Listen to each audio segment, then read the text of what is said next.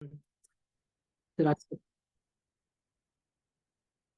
All right. So yeah, welcome everyone. We're going to talk about a strategy work plan today, which is part of the Mastering Product Strategy cohort. But before we get into that, we'll talk a little bit about Colab and a little bit about me.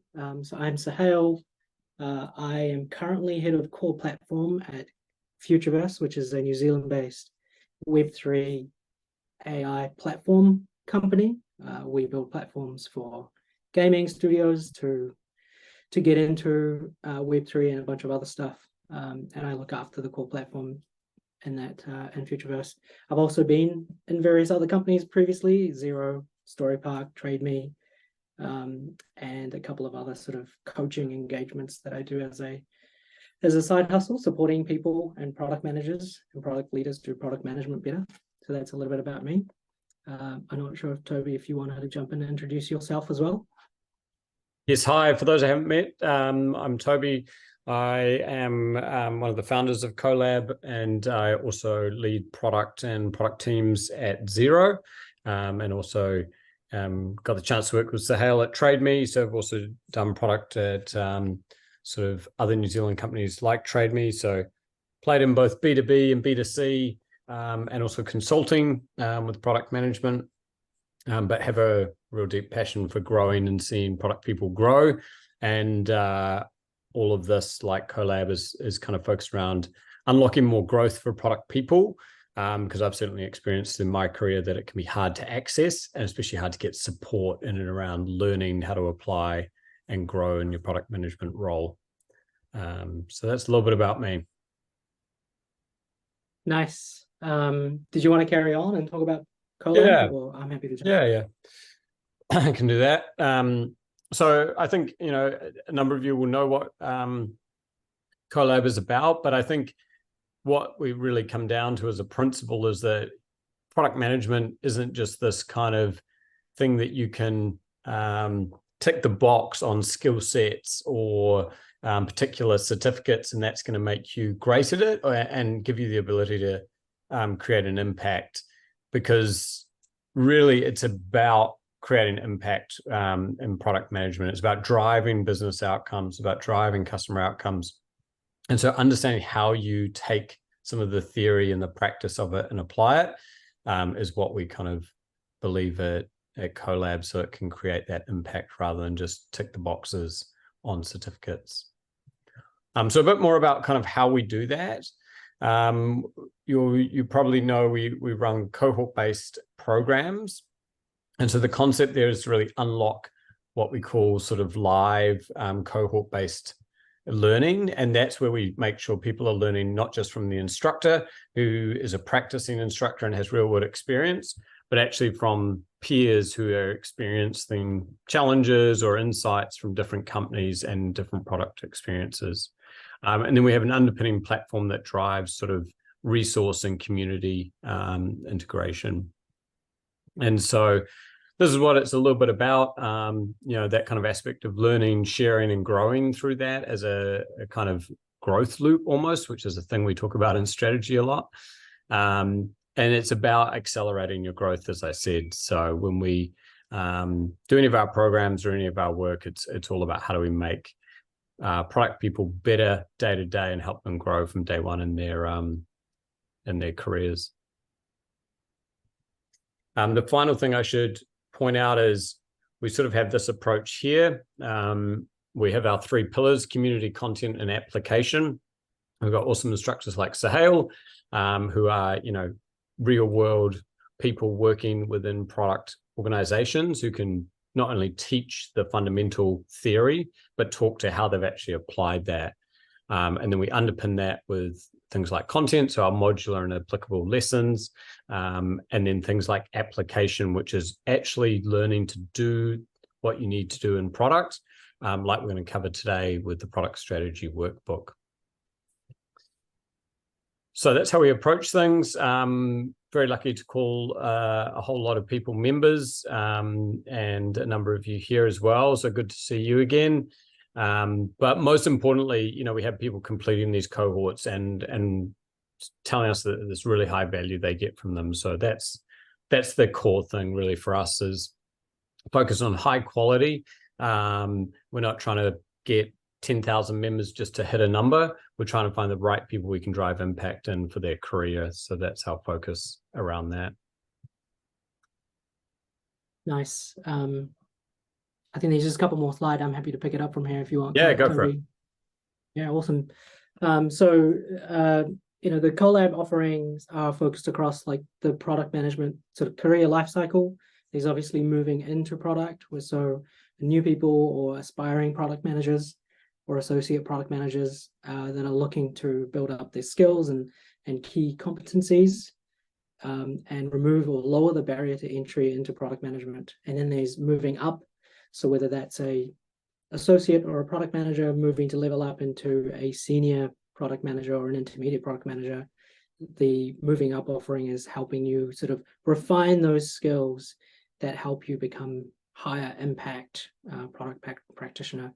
And then moving together, I guess, is that sort of community focus aspect that Toby talked about. We've got a community of 300 plus people that have taken past cohorts. We've got Slack groups and Circle and a bunch of other things where we try and connect people, and we also try and do other things that are non-digital, and that's something that we're looking into as well. So a range of things that we offer. And last thing, Colab's also now offering bespoke programs and consultation to product businesses. Our cohorts are modular, so if your business or businesses that you know is looking to put Colab into your business to enhance product management practices, get hands-on application or custom build programs, and that's an opportunity that's also available through Colab as well. So you can get in touch with us, I think, through Colab Cohorts website or hello@colabcohorts.com.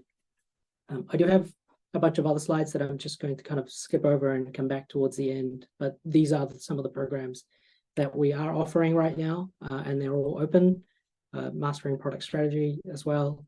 And these are the upcoming cohorts in terms of one of them started yesterday, I believe, or relatively recently, and then these are the other ones that are coming up soon.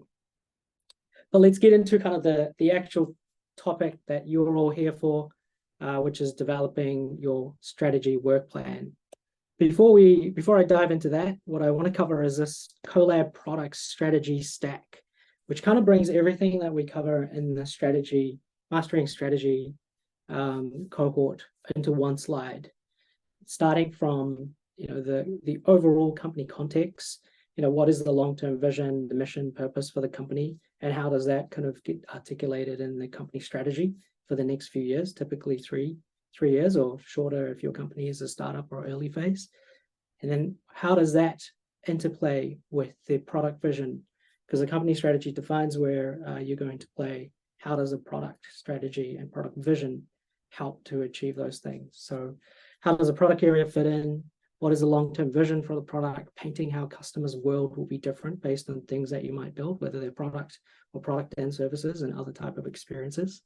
And then the core part of the whole course is about strategy. So what are the things that you need to think through to build a robust product strategy? So you're building towards the vision. What are the right and most important things to consider given the context that you're operating in? And this could include, who do you serve, and getting really clear on who you're serving and who you're not serving or choosing not to right now.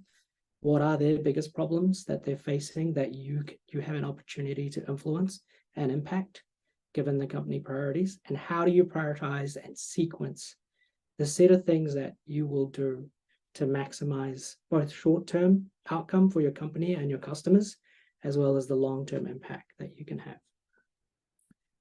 And all of that sort of translates into goals or OKRs or whatever way that you measure. And we don't necessarily advocate for OKRs, but we do talk about them. And there are other ways that you can measure the ongoing success of your strategy in terms of executing and hitting milestones. And lastly, the priorities are the sequence list of things that you will execute. And that typically ends up being the roadmap that defines and shows people, including your team and the rest of the company, how you're going to achieve your goals, the strategy, and the product vision, which lines up to the company strategy. Anything you wanted to add there, Toby?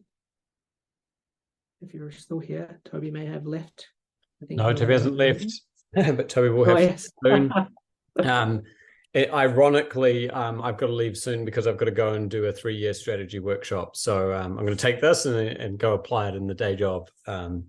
No, I think it's just really important to understand this stack. Before you get too deep into what are you going to define as your strategy, you've got to understand how it connects. If you skip these kind of parts of the stack, you run the risk that your strategy kind of loses a critical link in the chain, and that can quickly weaken it or turn it into kind of the basis of bad strategy.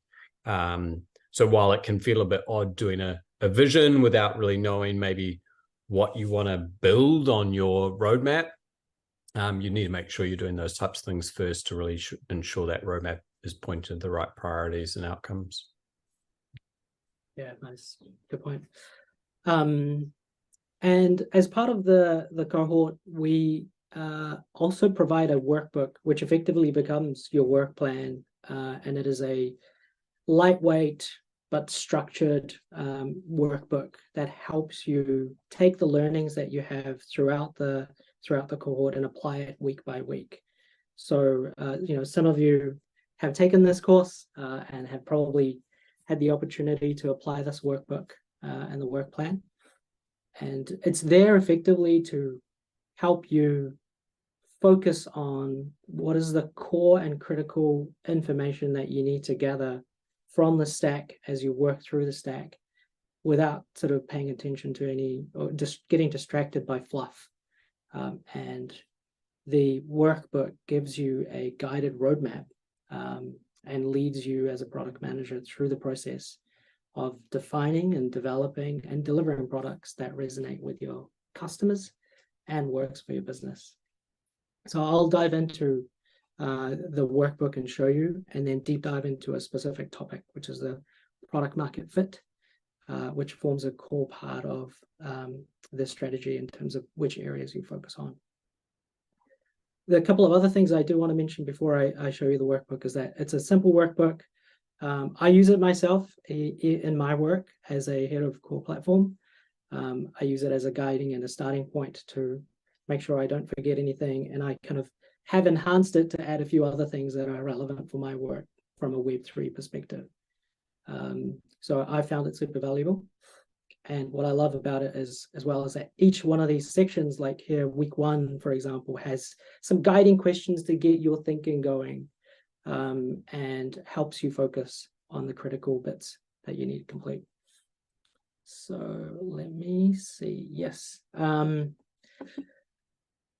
So here's a product workbook. Let me see if it's too small. Do you need me to zoom in a little bit more? Yeah, there's 20 pipes. Perfect. Let me just zoom in a little bit more. There we go. Yeah. So this gives you like a high-level overview of the workbook, which forms your work plan. Week 1 is understanding and evaluating your strategy. As Toby talked about, it's important that we encourage people not to skip these steps, because defining your company vision and mission and reviewing that if you don't have it, if you have it already, is an important step. And then taking a look at your existing strategy if you have one, and assessing whether it has the kind of markings for good strategy or some of the bad strategy that you might see in terms of features or competition or latest fads, as opposed to clearly focusing in on customer problems. And then taking a look at your business strategy review, establishing your product vision, which is all kind of part of week 1, and then building your product strategy. So if we go down into week 2, for example, you can see that this workbook lays out some of the guiding and key questions and comments to help you focus. What is your key market segment, key market analysis, for example? Which segment are you focusing on? Which customers? Who are your audience? Who are you addressing? What needs do they have? And who decides and acts on these things? What is the market size? Like, how big is this from a the segment that you've chosen and the competitors that are already operating in this space. So yeah, this is kind of a scaffolded and guided approach in the workbook. I'm going to pause here and just open it up for any questions or comments that people have before I go into more detail.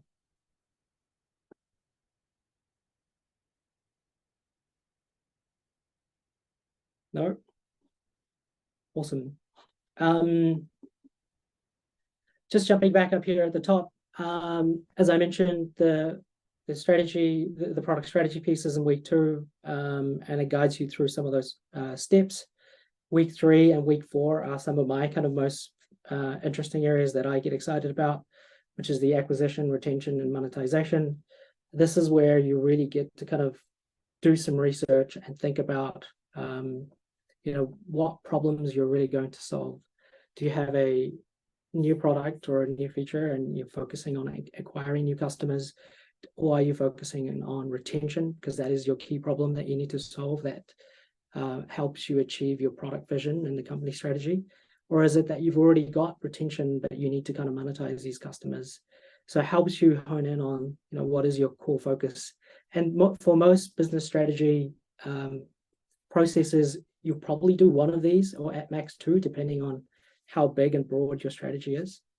If you're looking after multiple products, then you might have something where you're aiming to retain within that product division, and then monetizing another one, or building a brand new product and you're looking to acquire customers.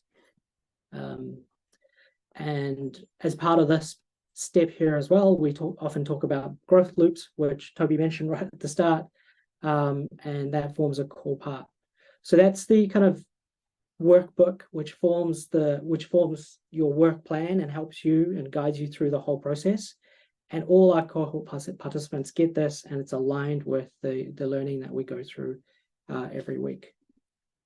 And probably saying, Sahil, just on top of this, is the reason we kind of have this workbook, and the reason we think it's so important is strategy is hard.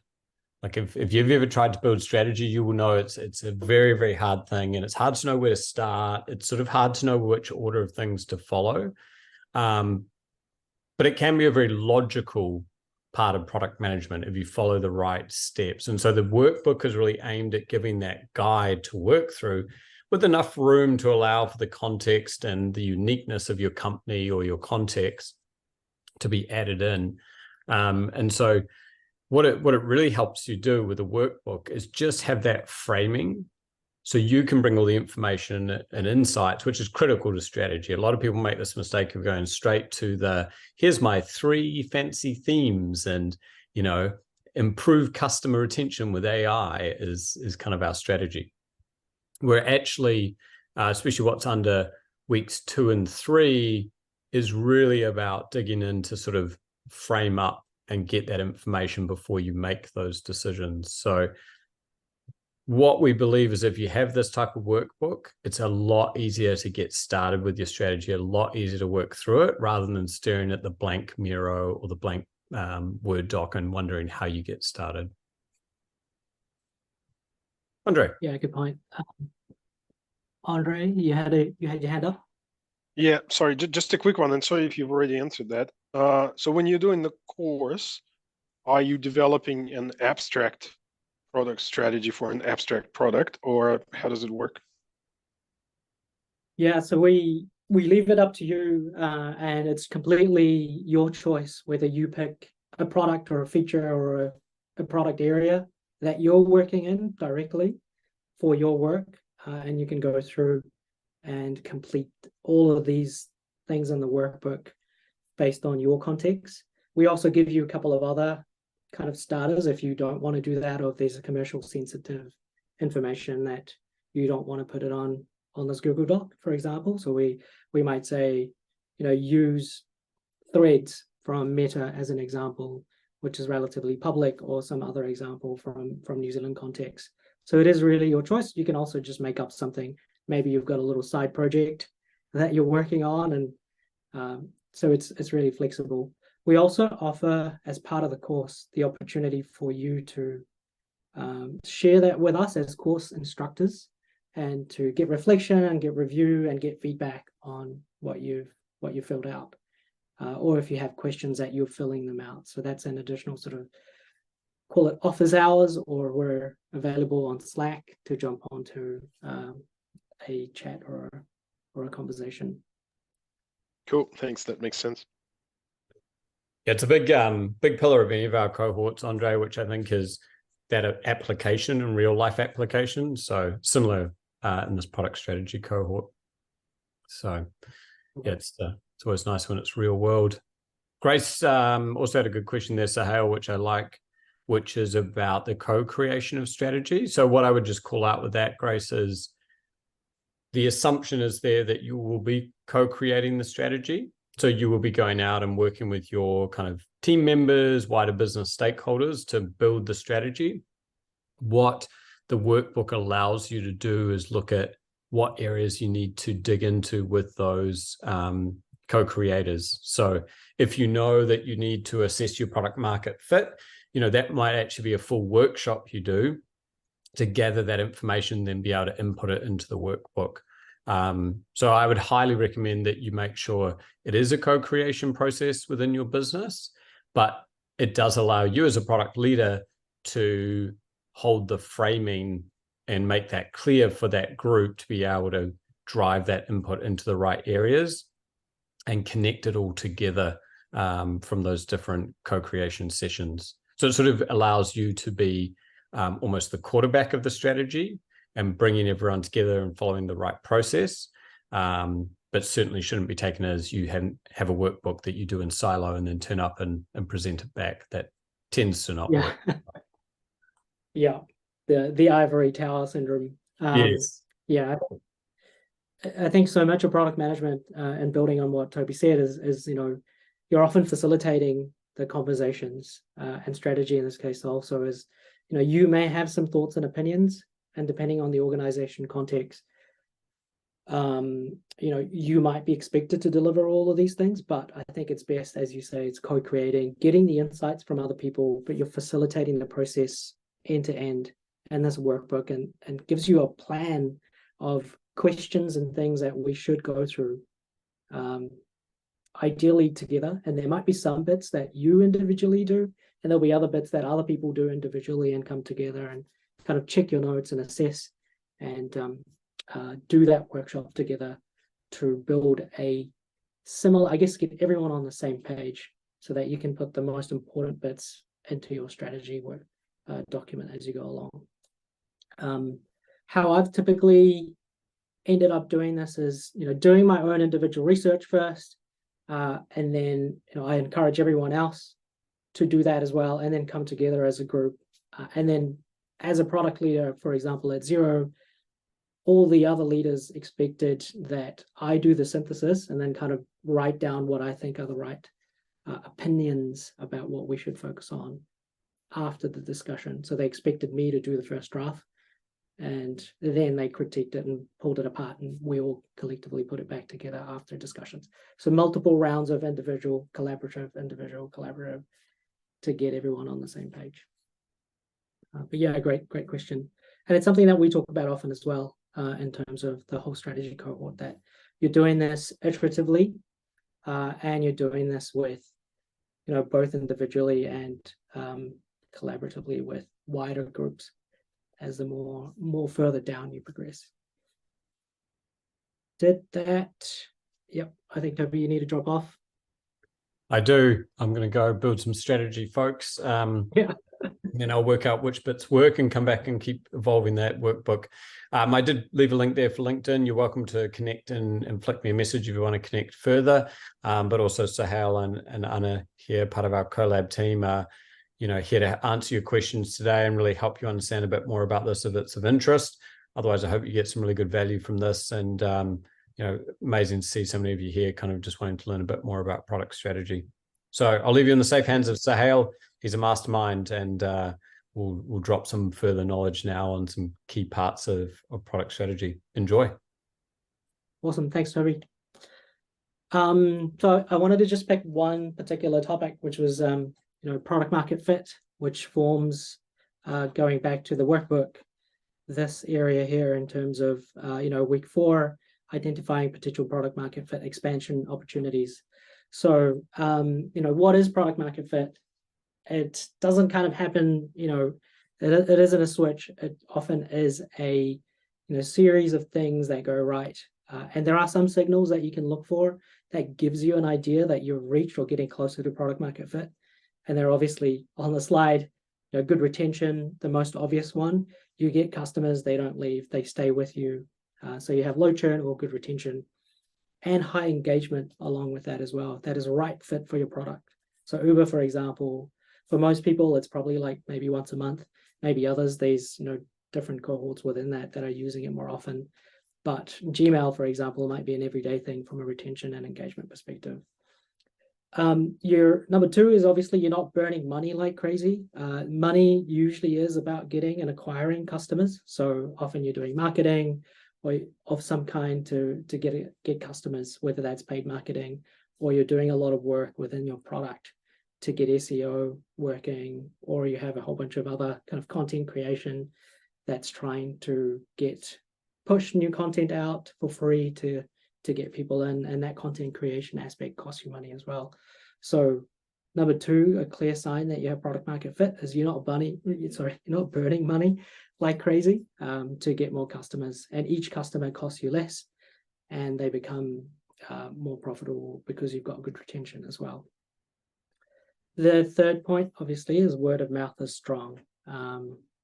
And a clear kind of good indicator of that is you're surprised by how many people and users discover your product without you even having to market to them or spend any money. So your kind of user growth curve starts to look like a hockey curve. And the word of mouth is a really high signal that your product is solving a real problem, that people are finding it valuable, and they're telling their friends and family about it without you having to encourage them to do it. Encouragement kind of looks like incentivizing them. So PayPal, for example, in the very, very early days we'll give you $5 or we'll give you $10 every time you invite someone and they join. So that's incentivized word of mouth spreading, which kind of fits into the second category, where the actual organic word of mouth is, I just tell people, please use X because it's amazing and it's changed my life when I do these sort of things. So that is product market fit. It leads to higher retention, lower cost of acquisition of customers. So CAC, or cost to acquire customers, is less, and the lifetime value of customers is high because they stay on longer and spend more. But I guess when you have product market fit, it's not a forever thing as well. There's a common myth that once you have it forever. Actually, what happens is that you'll, at some point you'll reach saturation. And saturation is this concept of, you can't get any more customers, and you've addressed all the market that you could in theory, and those customers, you can't build anything else that's sort of generating more and interesting, useful use cases for them. So as product leaders, you need to anticipate that saturation is approaching and proactively think about how do you expand your product market fit to reach new audiences or add new value to existing customers. And you should be building new markets and products to make sure that growth continues and you don't flatline or decline, because product market fit expansion often needs time to ramp up. It's not a switch that you can just flick on and all of a sudden you get brand new or whole new customers. And actually, Thread from Meta is a classic example, which felt like it reached a whole new level, but then lost a whole bunch of customers over the kind of coming weeks and months. And you don't hear anything about what's happening in Threads at the moment because the craze has died and probably Meta doesn't have anything really interesting to say about Threads. So they're trying to keep it quiet.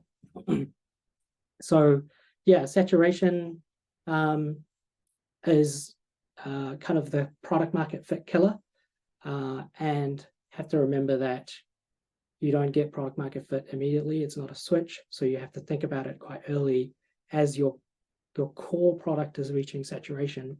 How do you sort of get things going to get you to next product market fit? So this is what saturation looks like. You reach some kind of ceiling and you can't get any more, and you want to be thinking about quite early as you're getting product market saturation. So what does product market fit expansion look like?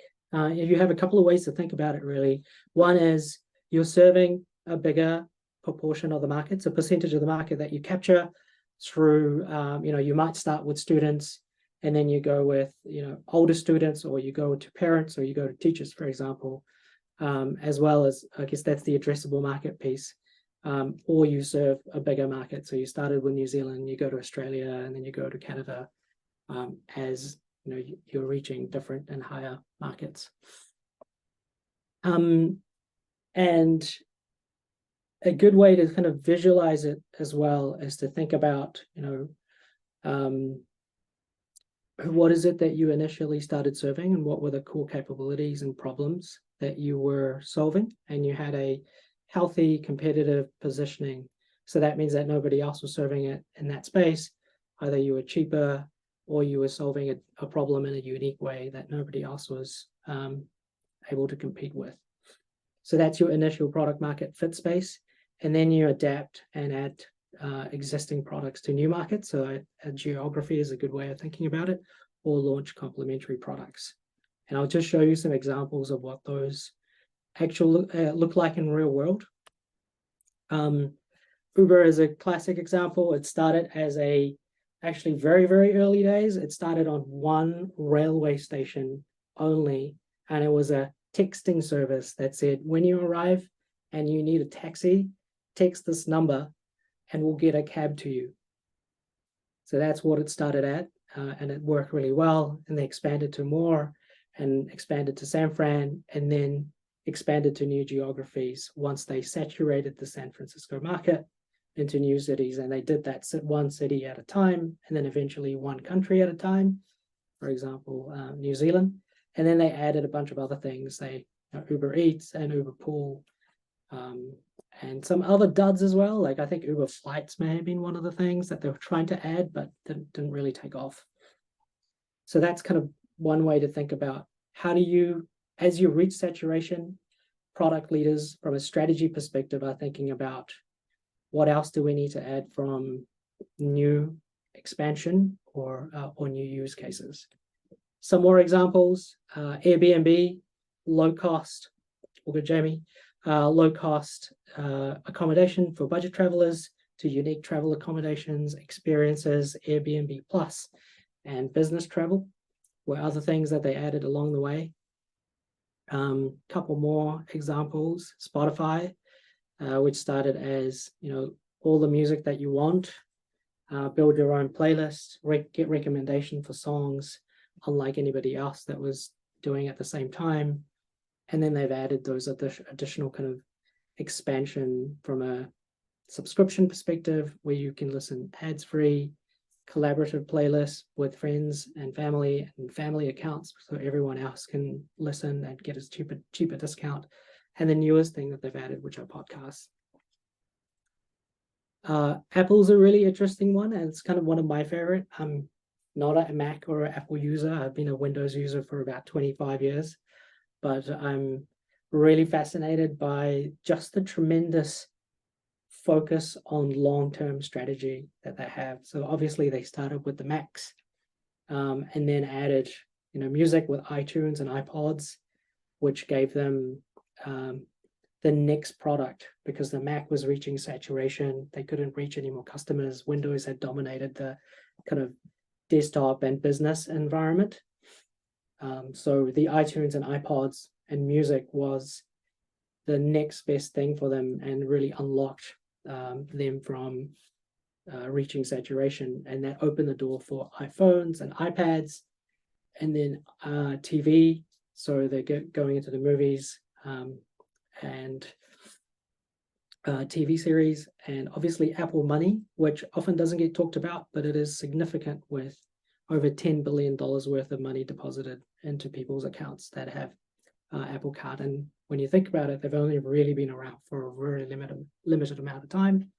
And then way into the future, or not really, I guess 2024, they've got Apple Vision, which is the next phase of computing. So started in personal, went into mobile, and Vision, which is kind of they call it vision computing as opposed to AR or VR. So those are some examples of really real world examples of how companies have thought about product market fit expansion from a product strategy perspective, where they've reached saturation and they've put in the right steps in place to help them continue to be relevant to their customers by going into new markets or shipping new products and features that help their customers do more with the products that they already have. Last thing I want to touch on is you can kind of also think about expansion in 3 different ways. There's sort of expanding the existing use case by adapting the offering complementary. So Uber with Uber Eats, and then completely new use cases. So Apple with their kind of starting out with Macs and moving into music, and those are completely new use cases for Apple people. And as part of the workbook and the work plan, when you have a lot of these options that you've determined, you often have to choose and prioritize. And there's a whole section that we cover in the cohort, but this is just one of the kind of really interesting slide that demonstrates that once you have your opportunities, you can then kind of map them out. And this is just an example. We encourage people to think about what is a right level or right matrix or right factors that are important within your context. And in this example, it's sort of market size, growth potential, how competitive it is, and then answers to these questions and mapping out each of the opportunities from a product market fit expansion helps you prioritize which ones to focus on. So yeah, that's a bit of a teaser of what's available in the Mastering Product Strategy cohort, which is taught by Toby, myself, and Claudia. And yeah, the applications are open, and the more people that we have in the cohort, the better for everyone. And we often find that the active cohorts are where people are talking to each other in Slack and forming little communities to help each other as well. So yeah, that's all I had from a product market fit strategy perspective. Thank you so much, and happy to take any questions that you might have.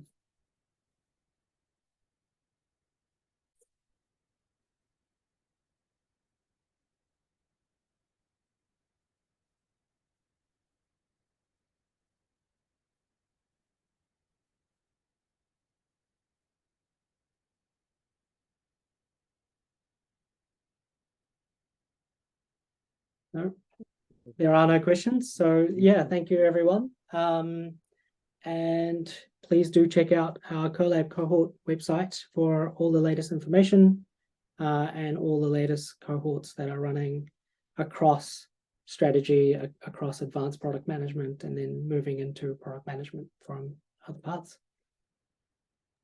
I think that might be us. Thanks, everyone. Thanks, Andre. Thanks for help. No worries.